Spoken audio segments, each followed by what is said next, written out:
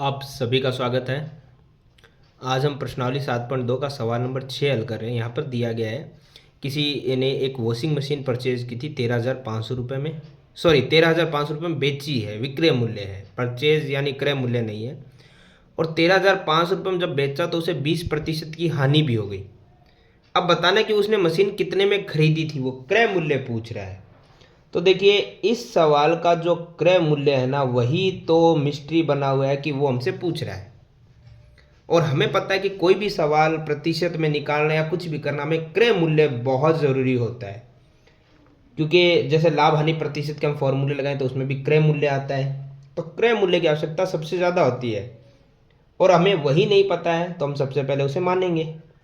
और हमें पता है कि जब हम किसी वस्तु को प्राइस को मानते हैं तो क्या मान सकते हैं, एक्स। उससे ज़्यादा हम क्या माने।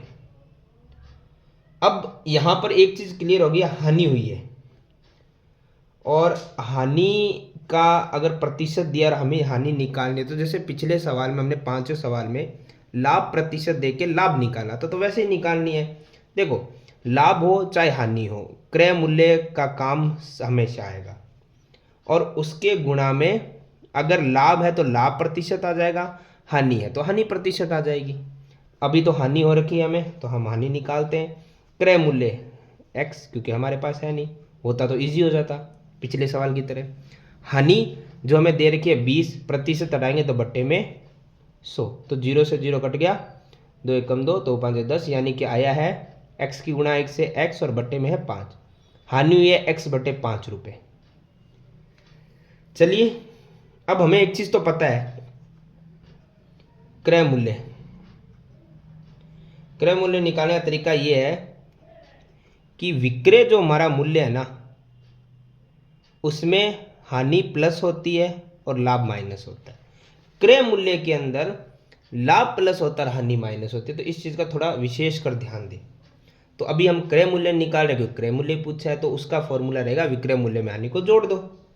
चलिए अगर लाभ होता तो विक्रय मूल्य में माइनस होता, तो क्रय मूल्य तो एक्स है, विक्रय मूल्य, चलो एक चीज हमें क्लियरली दी हुई है 13,500 रुपये, और प्लस में हानि हमने अभी भी निकाली है, चलो कुछ भी एक्स बटे 5 ही सही, निकाली तो सही।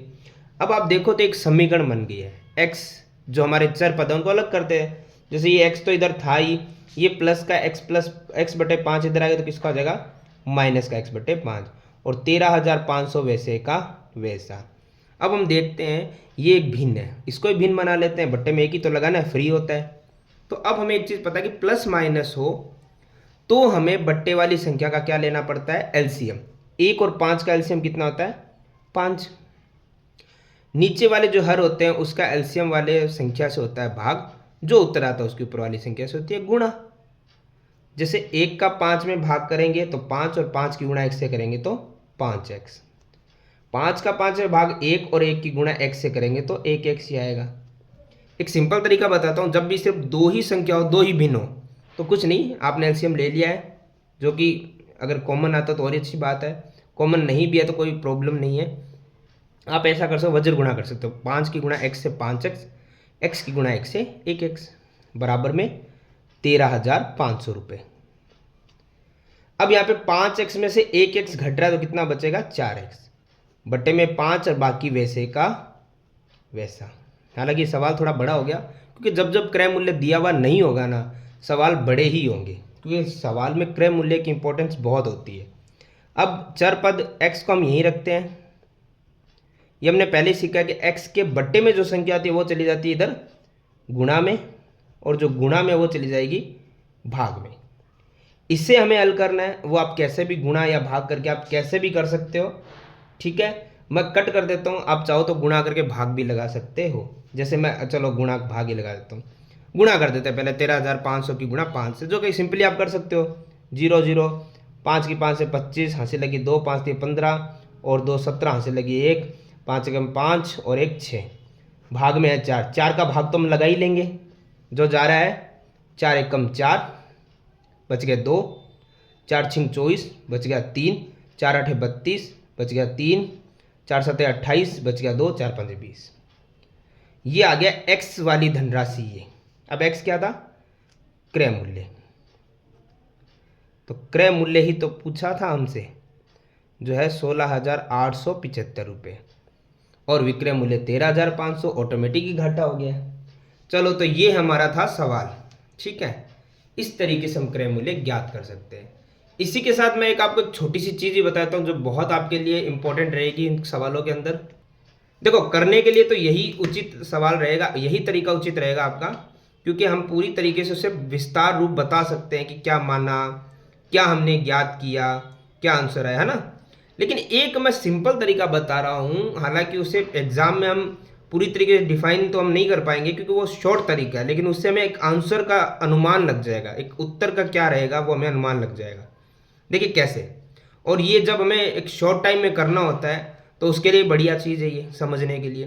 देखो कैसे, हमें इस सवाल में एक सिंपल दिया हुआ है, क्रय मूल्य दिया नहीं, विक्रय मूल्य दे दिया, ओके कोई बात नहीं। जब क्रय मूल्य नहीं है तो हम उसे एक्स ना मान के एक शॉर्ट मानते हैं टर्म, क्योंकि हम मानते हैं कि प्रतिशत का हिसाब 100% में ही फिक्स होता है, ठीक है ना। हम मानते हैं कि क्रय मूल्य और विक्रय मूल्य अगर हमें दोनों दिए जाते तो हम लाभ हानि निकाल सकते थे, है ना। अब एक चीज देखो, हानि तो इसने बता दी, हानि कब होगी, जब क्रय मूल्य बड़ा होगा, यानी क्रय मूल्य आगे होगा, विक्रय मूल्य पीछे होगा, तभी तो हानि होगी। विक्रय मूल्य आगे और क्रय मूल्य पीछे हो ना, तब लाभ होता है। इस चीज का तो आपको पता होगा, क्योंकि ज्यादा में खरीद के कम में बेचा है। हमने मान लिया 20% का ही तो नुकसान बताना ना, तो हम मानते हैं इसको 100% मान लेते हैं, और हम समझते हैं ये 80 था, 80 में बिका, तभी तो 20 का नुकसान हो गया, ठीक है। तो हम इसको 20% 20 मान लेते हैं, मतलब है ना, एक सिंपल तरीके से। अब इस चीज़ को मैं यहाँ समझाता हूँ, आपको बेटर रहेगा, अलग रहेगा, ताकि मिक्स ना करें आप। तो हम क्या समझते हैं, इस तरीके से हम माइनस करते हैं तो हम समझते हैं क्रय मूल्य हमारा 100 हो गया, विक्रय मूल्य 80 हो गया, और ये हो गया। तो हमें इसमें एक विक्रय मूल्य तो दिया हुआ है, 80 कैसे मान सकते हैं, तो हम ये समझते हैं विक्रय मूल्य जो हमने 80 माना ना, वो विक्रय मूल्य 13,500 के बराबर है। यानी 80 किसके बराबर है, 13,500 के बराबर है, ठीक है। ये बात भी ठीक है, लेकिन हमें तो क्या निकालना है, क्रय मूल्य। अब हमें पता है ये सब कुछ प्रतिशत में चल रहा है, ये भी प्रतिशत, ये भी प्रतिशत, ये भी, तो हम जब प्रतिशत को हटाएंगे तो बट्टे में क्या आएगा, 100। हमें चाहिए क्रय मूल्य। क्रय मूल्य का सिंपल सा तरीका होता है कि आपको क्या करना है, यहाँ पे क्रय मूल्य हमारा हमने 100 माना है, ठीक है, 100 के बराबर। हमारे पास एक्चुअली था नहीं, हम क्या मानते हैं, बराबर में 13,500 है। अब जो बराबर से इधर 80 गुणा में था वो चला जाएगा भाग में, जो भाग में वो चला जाएगा गुणा में, है ना। देखो 0 से 0 तो क्रॉस। अब 13,500 गुणा 10 से करेंगे तो 1,35,000, बट्टे में क्या है 8। 8 का आप डिवाइड कर लोगे, ये जाएगा 8 एकम 8, बच गया 5, 8 8 छिंग 54, सॉरी 8 7 56, 8 छिंग 48, 8 7 56 तो ज़्यादा हो जाएगा ना, 55 ही है, 8 छिंग 48, बच गया कितना 7, 70 हो गया, 8 8 64, बच गया 6, 60 हो गया, 8 7 56, बच गया 4, 40, 8 45। कहने का मतलब विक्रय मूल्य वही आएगा। ये हमारी जांच भी हो जाएगी एक प्रकार से, ठीक है। हालांकि ये पूरा तो ये तरीका नहीं है, पूरा तो यही तरीका रहेगा, एक प्रकार से जांच करने के लिए भी है, एक शॉर्ट ट्रिक भी है, ताकि आपको अगर कहीं इजीली तरीके से बताना हो और जल्दी बताना हो तो आप इस तरीके से बता सकते हैं।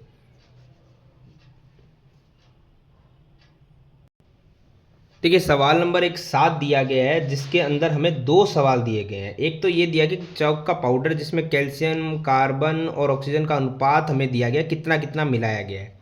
इसमें कार्बन की प्रतिशत मात्रा ज्ञात करनी है। सबसे पहले तो आपको जो जो दिया गया हम उसे लिख लेते हैं। एक हो गया हमारा कैल्शियम, अनुपात में दिया तो अनुपात में लिखते हैं। एक दिया है कार्बन और एक दिया है हमारा ऑक्सीजन। और उसके पश्चात अनुपात जो हमारे पास है, पहले का 10, दूसरे का 3, तीसरे का 12। सबसे पहले जब हमें ऐसे अनुपात दिया तो हमने एक सवाल किया था, दूसरा सवाल था शायद वो, दूसरा या तीसरा, उसमें ऐसे ही कुछ दिए गए थे, तो उनका सबसे पहले योग कर लेते हम। जब भी ऐसे अनुपात दिया गया हो, योग आया 25। हमें निकालना है कार्बन। कार्बन की पूछिए, चलो कार्बन पूछिए, लेकिन किसी का भी अगर आपको निकालना हो कार्बन की प्रतिशत मात्रा। तो हमें क्या करना है, जिसका पूछा कार्बन पूछा तो उसका अनुपात ऊपर आ जाएगा बट्टे में टोटल, कैल्शियम पूछे तो उसका अनुपात ऊपर आ जाएगा, ऑक्सीजन पूछे तो उसका अनुपात ऊपर आ जाएगा, बट्टे में होता है टोटल और गुणा में आता है हमेशा 100 जब भी प्रतिशत निकालना हो। तो हम यहाँ क्या करते हैं, सबसे पहले यहाँ पे 3 की गुणा 100 से कर दो 300 और भाग में है 25, ये चला जाएगा 25 से कम 25, 25 दूना 50, 12%। तो कार्बन की प्रतिशत मात्रा ये 12। इसी में दूसरा सवाल है कि चौक की छड़ी में यदि कार्बन की मात्रा 3 ग्राम है, प्रतिशत तो हमने निकाल लिया, अब उसका ग्राम भी बता दिया 3 ग्राम तो उसका कुल भार कितना होगा। तो कुल भार तो एक्चुअली हमें पता ही नहीं है कितना। तो जब नहीं पता तो हम मान लेते हैं, माना कुल भार बराबर x। अब हमें एक चीज पता, अगर कुल भार पता होता तो उसका 12% हमें जो दिया गया है वो कार्बन है और उसी कार्बन का भार दे दिया 3 ग्राम है। दोबारा समझो कि कुल भार हमें नहीं पता है, लेकिन अगर दिया होता तो हम उसके जो x मान है उसका 12% हम निकालते, 12% हटाते तो बट्टे में 100 आता। तो वो 12% जो कार्बन की मात्रा है वो मात्रा क्लियरली में दे दिया 3 ग्राम के बराबर। चलो ठीक है, तो अब हम x को यहीं रखेंगे, 3 है, जो x के साथ गुणा में था वो भाग में चला जाएगा, जो भाग में वो गुणा में चला जाएगा। तो ये चला गया हमारे पास, 3 से 12 कट गया 4 बार और ऊपर रहा है 100, नीचे रहा है 4, ये कट गया 25 बार।